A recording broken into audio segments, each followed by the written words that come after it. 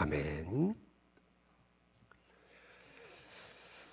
예수님은 우리가 생각하는 천국에 대해서, 하늘나라에 대해서 그 하늘나라의 비유를 잔치라고 그렇게 말씀하십니다.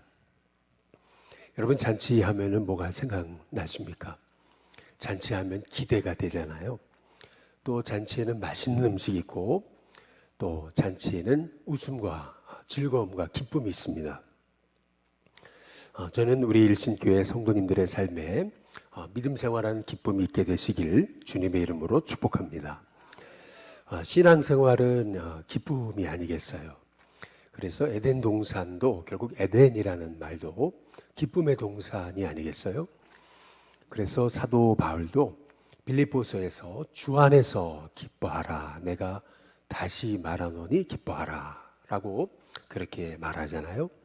신앙생활인가 뭔가라고 했을 때 그것은 인상 쓰고, 그리고 기를 쓰고 이르락 물고 헐떡이면서 그렇게 겨우겨우 신앙생활하는 게 아니고, 신앙생활이란 기쁨으로 넉넉히 이기는 것입니다. 그래서 성도에게는 기쁨이 있어야죠. 신앙생활하는 즐거움, 재미가 있어야 우리가 믿음 생활하는데도 우리가 살아가는 보람, 또 즐거움이 넘쳐나게 될 줄로 믿습니다. 그러나 이 땅에서의 즐거움은 완벽한 즐거움이 아니죠. 유토피아라는 게 뭡니까? 없다라는 거잖아요. 토피아, 장소라는 거잖아요. 없는 장소입니다. 다시 말하면은 이 땅에서 우리는요, 진짜 참된 기쁨을 누릴 수가 없죠. 우리의 진짜 참된 기쁨은 저 하늘에 있는 것입니다.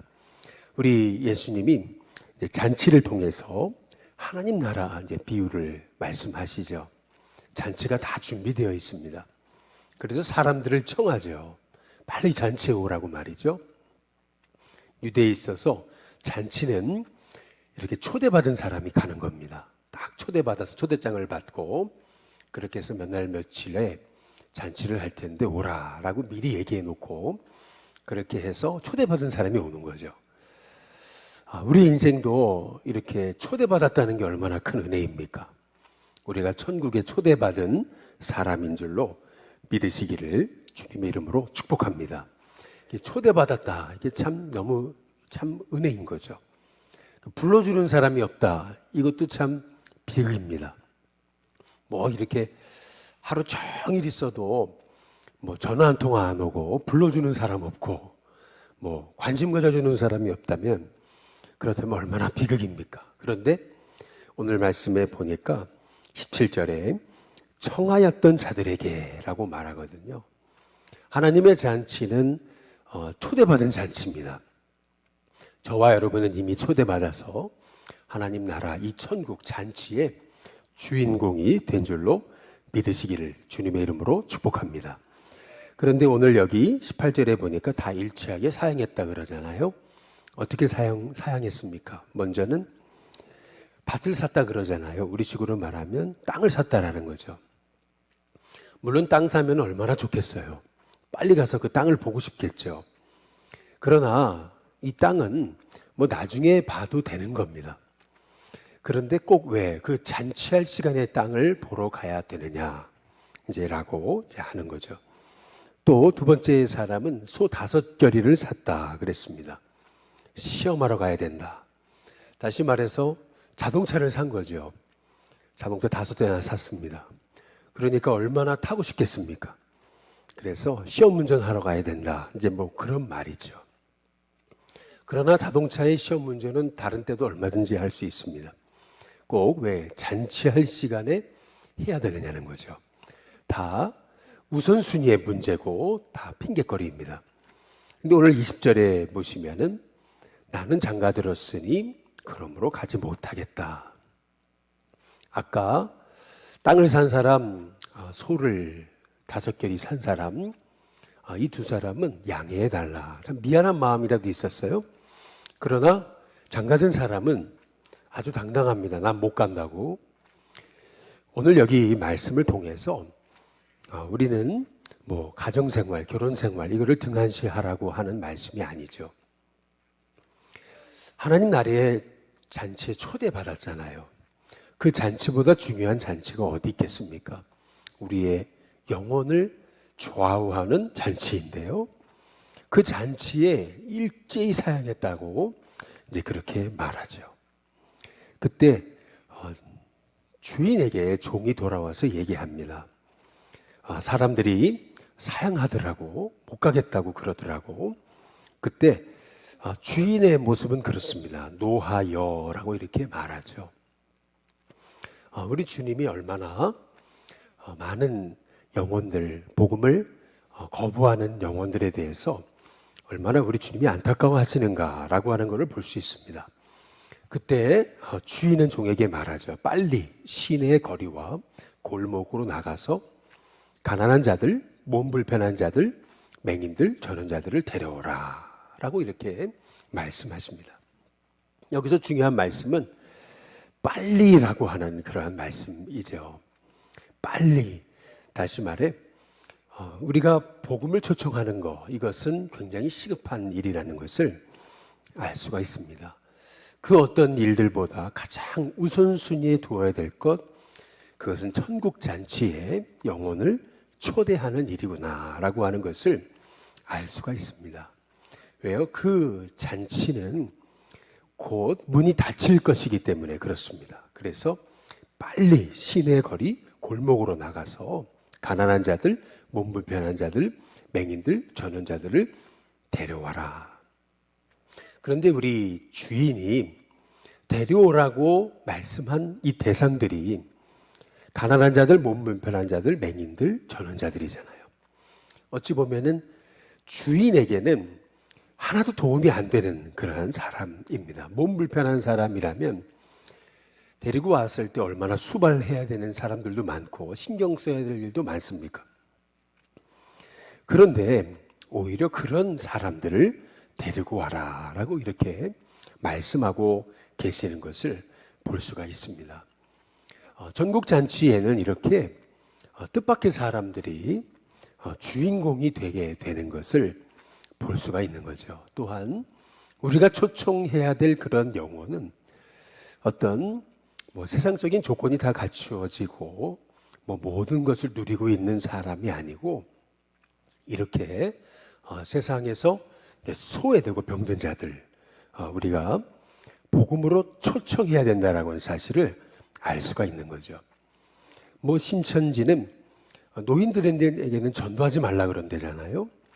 이것만큼 참 복음적이지 않은 것이 이제 없는 거죠. 그런데 오늘 22절에 보면은 종이 말합니다. 주인이요, 명하신 대로 다 했는데 아직도 자리가 있습니다. 여기서 우리가 알 수 있는 게 있죠. 우리 예수님이 요한복음 14장에서 너희는 근심하지 말라. 하나님을 믿으니 또 나를 믿으라 라고 말씀하시면서 내 아버지 집에 거할 곳이 많다 라고 그렇게 말씀하고 계세요. 천국에 우리를 위해서 예비된 자리가 많다. 이제 그 말씀하고 동일한 거 아니겠어요? 나가서 가난한 자들, 몸 불편한 자들, 맹인들, 전원자들을 다 데리고 왔는데도 여전히 자리가 있습니다. 천국에는 예비된 자리가 있습니다.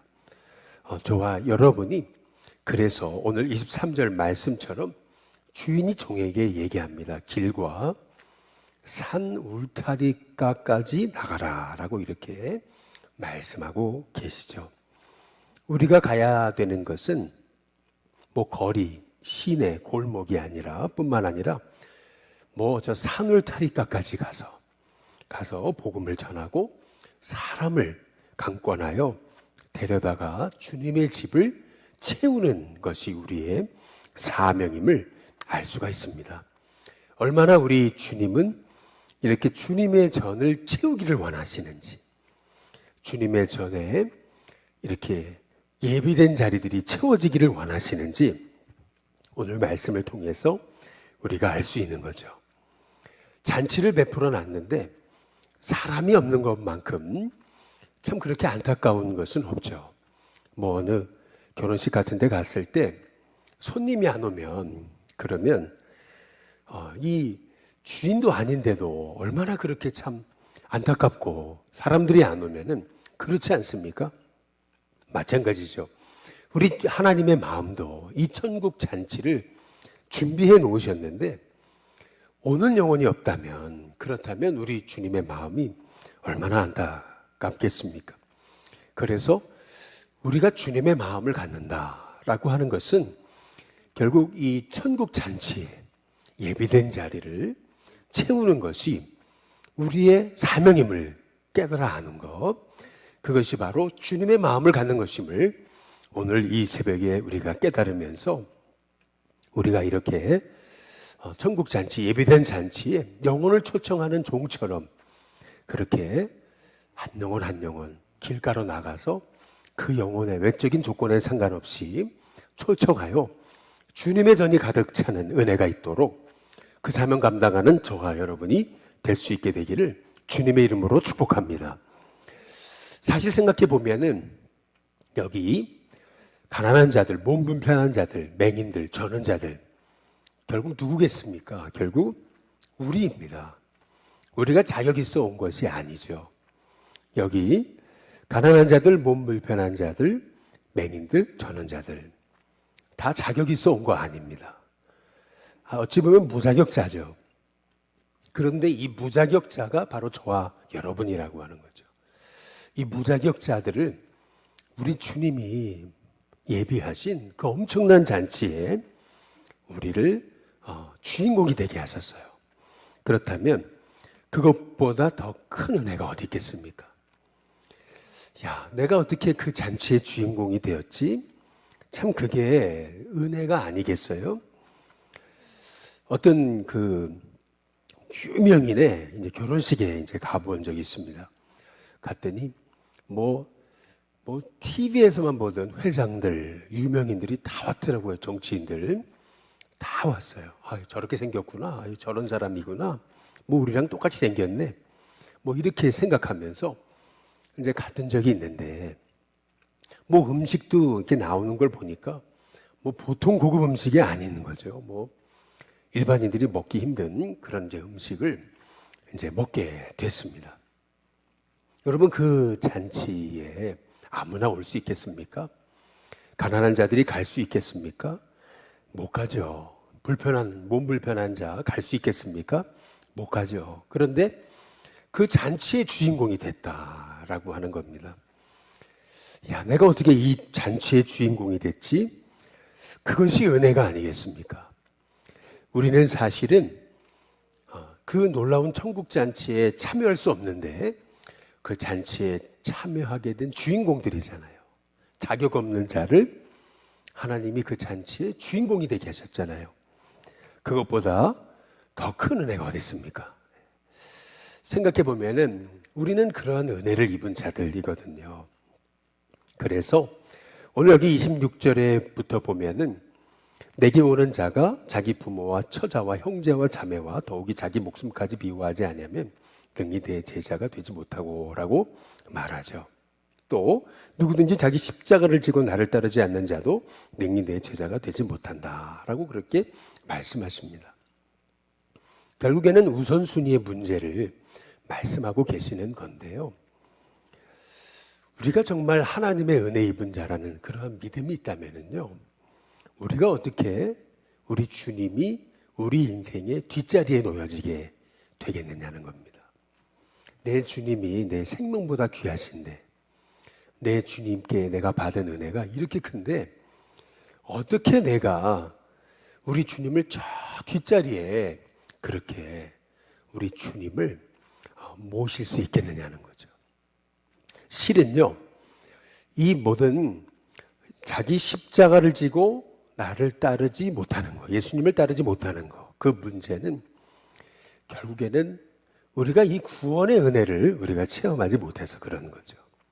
정말 내가 구원받은 게 이렇게 놀라운 은혜라는 것을 우리가 알게 된다면요, 어떻게 내가 주님보다 더 사랑할 수 있는 것이 있게 되냐는 거죠. 뿐만 아니라 28절부터도 보면은 망대를 세우는데 다 그 비용 미리 계산하고 하지 않겠느냐는 거예요. 짓다가 말고 그렇게 앙상한, 그렇게 건축되지 못한 망대를 보게 된다면 얼마나 그게 사람들에게 비웃음이 되겠냐, 이제 이런 얘기를 하고 있잖아요. 또 어떤 임금이 전쟁하러 나가는데 2만 명의 적군과 자기 1만 명의 군사들과 싸웠을 때 이게 싸울 수 있을까 미리 계산해보고 싸움이 안 되면 가서 화천을 청하지 않겠느냐, 이제 이런 말씀을 하시잖아요. 당시에 이 로마 제국에 있을 때 이렇게 두 나라나 이렇게 싸울 때에 이렇게 2만 명, 1만 명 서로 이렇게 전면전으로 붙었던 것이 이제 당시의 상황입니다. 이게 전혀 없는 얘기를 하고 계시는 게 이제 아닙니다. 벌써 싸움이 안 된다, 이제 그러면은 화친하러 사람을 보내죠. 그래가지고 뭐 조공을 바치겠습니다, 이제 이래가지고 화친을 청하게 이제 되는 거죠. 마찬가지예요. 우리가 사실 계산해 보면은요, 이 땅에 우리가 소유한 것, 그거 사실 천국에서 우리가 누리게 될 것에 비하면 아무것도 아니에요. 우리가 저 천국에서 누리게 될 그 하늘 잔치를 생각하게 되면은요, 사실은 우리가 영적으로 이 비용을 계산해 보면은 우리가 이 땅의 이 소유에 우리가 집착하지 않게 된다는 겁니다. 오늘 여기 33절에 보시면은 이와 같이라고 말하잖아요. 벌써 계산해 보면 되지 않느냐, 이제 이 말씀입니다. 너희 중에 누구든지 자기의 모든 소유를 버리지 아니하면 능히 내 제자가 되지 못하리라. 근데 이 말씀의 의미는 벌써 지혜로운 자 같으면 한번 계산해 보라는 거죠. 우리가 이 땅에 아무리 오래 살아도 100년입니다. 그 100년도요, 눈 깜짝할 사이에 지나가는 겁니다. 우리가 숨을 들이마시고 내뱉지 못하면은 우리의 인생은 끝난 겁니다. 사실 뭐 지금까지 우리가 살아온 인생도 한번 생각해 보면은 얼마나 빨리 우리 인생이 손살같이 지나왔습니까? 그리고 우리가 지금까지 살아온 인생 다시 되돌이킬 수도 없습니다. 사실은요, 우리가 한번 계산을 해보면은 이 땅에서의 잠깐의 인생하고 저 하늘에서의 영원한 삶, 이게 한번 비용을 계산해 봐도 이 계산이 안 되는 겁니다. 저 하늘에서 우리가 누리게 될 그 영원한 생명, 그 하늘 잔치, 하늘 기쁨, 우리가 생각해 보면은요, 어찌 우리가 이 세상 것에 집착할 수가 있게 되냐는 거죠. 벌써 주님을 사랑하지 못한다 해도 조금 머리만 있어도 생각만 해봐도 이것은 뭐 계산이 안 되는 겁니다. 이 땅에서 우리가 조금 곧 누리고 있는 거, 그것하고 저 하늘에서 우리가 누리게 될 영원한 천국 잔치를 생각해 보면은 저 천국 잔치가 얼마나 귀한 거예요. 그러니까 당연히 우리가 조금만 생각해 봐도 우리가 이 땅의 것 때문에 저 하늘의 것을 포기할 수는 없잖아요. 오히려 하늘의 것 때문에 땅의 것을 내려놓게 되겠죠. 그래서 우리 예수님이 주시는 말씀, 오늘 이 말씀을 통해서 우리는 진짜 지혜로운 자는 어떤 사람이냐면은 저 하늘 잔치, 그 아름다운 그 축복의 잔치를 바라보면서 이 땅의 것을 우리가 내려놓을 수 있는 사람, 포기할 수 있는 사람, 정말 우리 주님이 내 인생의 가장 우선순위가 된 사람, 바로 그 사람이 주님의 제자다라고 우리 예수님께서 말씀하고 계시는 거죠. 주님의 제자란 무엇보다도 34절에 보시면은 소금과 같은 역할을 이제 하게 된다라고 하는 겁니다. 결국 소금의 역할이 뭡니까? 소금의 역할이란 크게 당시에 세 가지 역할을 했죠. 방부제 역할을 했고요. 소금이 들어가면은 물건이 이제 잘 썩지 않았죠. 그래서 방부제 역할, 다시 말하면 우리 주님의 제자들은 세상이 썩지 않게 하는 그러한 존재라고 말씀하고 계시는 겁니다. 뿐만 아니라 소금의 역할, 그것은 조미료의 역할이죠. 맛을 내는 역할입니다. 어떤 음식을 해놨는데 소금을 전혀 치지 않으면은 역겨울 정도로 그렇게 맛이 없을 때가 있습니다. 전혀 못 먹을 때가 있어요. 소금을 그래도 조금 쳐야 먹을 만한 그런 음식이 되는 거죠. 결국 소금이 있느냐 없느냐라고 하는 것은 인생의 맛을 내느냐 없느냐를 결정합니다. 마찬가지로 우리가 주님의 제자라면은 소금처럼 그렇게 맛을 내는 존재.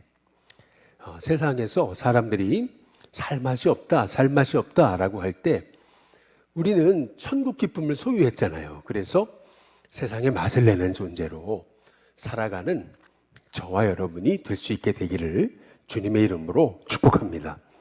마지막 소금의 역할은 뭐냐? 그것은 치유해야 하는 역할입니다. 열왕기하 2장에 보시면은 엘리사에게 사람들이 얘기하죠. 아니, 이 도시가 너무 입지도 좋고 너무 좋은 자리를 잡고 있는데 아니, 물이 나빠가지고 사람들이 병이 들고 곡식이 자라지 못합니다. 이제 그렇게 얘기하잖아요. 그랬을 때에 엘리사가 내렸던 처방이 뭡니까? 샘에다가 소금을 뿌리라는 겁니다. 소금을 뿌렸더니 그 물이 다 회복되는 역사가 일어나게 됐음을 성경이 말하고 있는 거죠. 이 소금의 역할을 무엇을 의미하는 겁니까? 결국 치유하는 역할입니다. 저와 여러분이 소금이다라고 한다는 것은 결국 세상을 치유하는 하나님의 도구로서 그리스도인이 있는 자리에 쓸모없던 그런 존재가 쓸모있는 존재가 되고 또 병들었던 존재들이 치유를 받고 살아나게 되고, 그래서 그 물을 못 먹는 물이었는데 소금을 치니까 먹는 물이 되고 작물이 아주 잘 자라게 되고 또 그 물 먹고 사람들 다 병들었는데 치유되는 역사가 이제 일어나게 됐음을 성경이 말하고 있는 거거든요. 여기 34절 말씀처럼 소금은 좋은 것이라 그러잖아요. 근데 소금이 맛을 잃으면 무엇으로 짜게 하리요? 라고 그렇게 말씀하십니다. 그리스도인이 참 주님의 제자가 되지 못한다면은 세상은 짜게 될 수가 없습니다. 무엇으로 짜게 하리요? 진짜 세상을 변화시킬 주님의 부름받은 자들은 저와 여러분 주님의 제자들이라는 겁니다. 교회라는 겁니다. 저와 여러분이 이 소금의 사명, 주님의 제자의 사명을 감당하게 될 때 천국 잔치 사람들에게 초청해서 이 천국 잔치에 사람들에게 오게 하는 것, 여러분 이게 소금의 역할입니다. 이게 저와 여러분 주님의 제자의 역할입니다. 또한 가장 삶의 우선순위가 주님께 있어서 그 어떤 것도 내 삶의 자리에 우선이 되지 못하는, 주님이 가장 우선순위가 되는 그런 사람이 주님의 제자일진데, 한번 비용을 계산해 봐도 그게 가장 수지 맞는 일이라는 걸, 주님을 사랑하는 것이 가장 수지 맞는 일이라는 것을 오늘 이 새벽에 깨달으면서 하나님, 주님이 부르신 그 소금과도 같은 방부제, 조미료, 치유제 역할을 감당하는 저의 삶, 우리 교회의 삶이 되도록 기도하는 저와 여러분이 될 수 있기를 주님의 이름으로 축복합니다. 우리 찬송가 304장 우리 함께 찬양 부르겠습니다.